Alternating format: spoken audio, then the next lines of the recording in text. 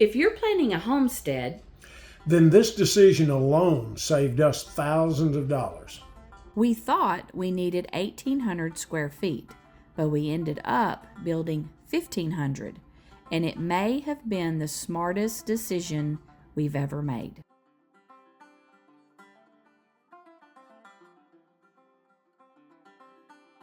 So yeah, the money savings was incredible.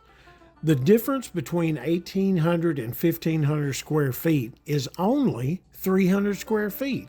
That sounds like nothing, right? But believe it or not, that 300 square feet saved us over $15,000.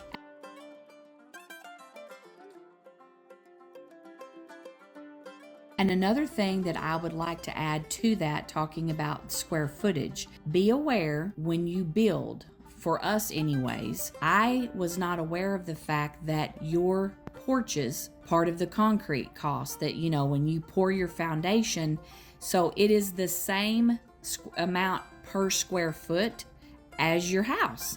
It's all together. So that was like a reality moment for me, and it also crushed me a little bit because we had planned to have these end-to-end porches on the front and the back, and so that kind of changed things a little bit, because when you start breaking down exactly how much each thing costs, then you have to ask yourself, okay, am I really willing to put this much money here, or do we need to wait, back it up so we have more money to go there? So just wanted to throw that out there, because if there's anybody else like me, I don't want you to be crushed like I was crushed.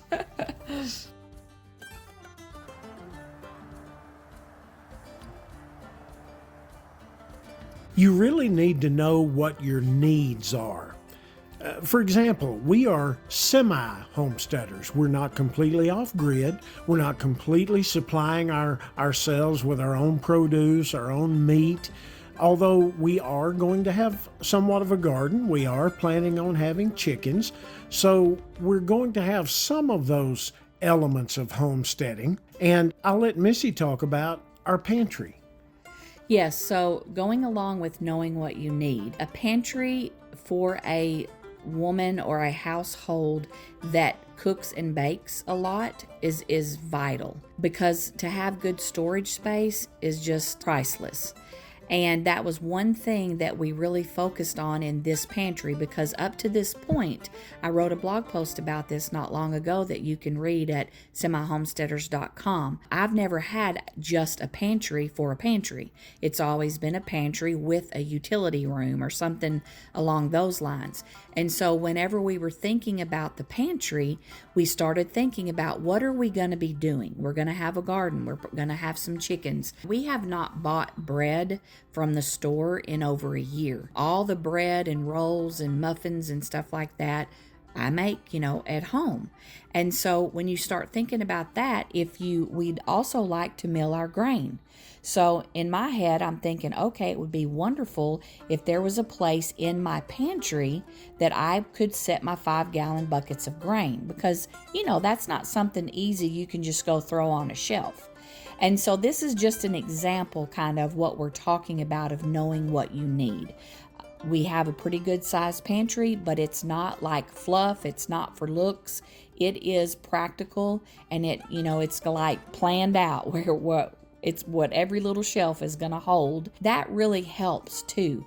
Focus in on the areas that maybe you're going to need a little special. Figure that out, and then you can go on to the other areas that maybe don't need so much detail. The original plan was for 1,800 square feet. That's just what we had in our minds. It's what we had in our hearts.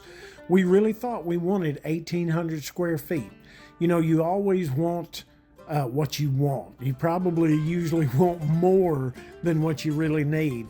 But as we continued through the process and we continued to pray about it, we came to realize 1,800 square feet is what we wanted, but really about 1,500 is all we needed.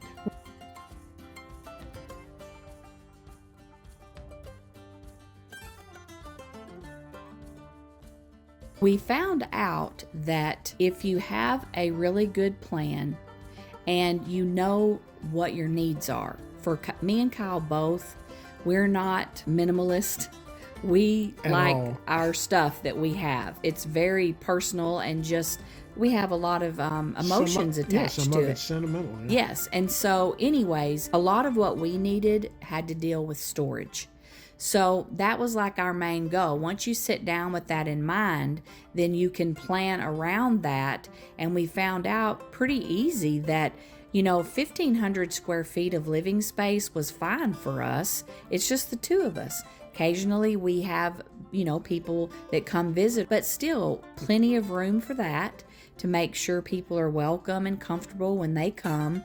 But when it's just me and him, it's very manageable. And I think that was another big thing. Storage, and something that 10 years from now, 15 years from now, we're still going to be able to take care of it and keep it up. Right.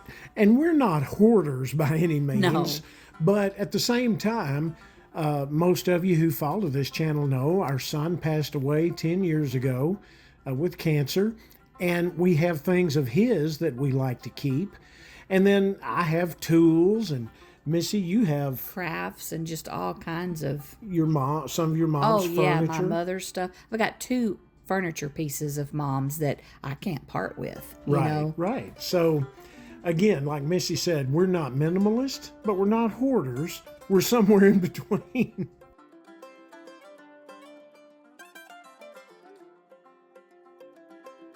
One thing we've learned in building this house is that dreams aren't measured in square feet.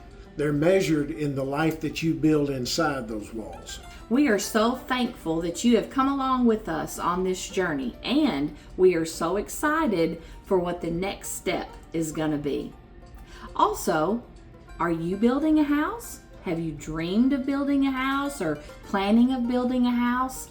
If so, let us know your experiences and your thoughts. Put it in the comments. What are your opinions and your dreams? And as always, Lord bless you. you.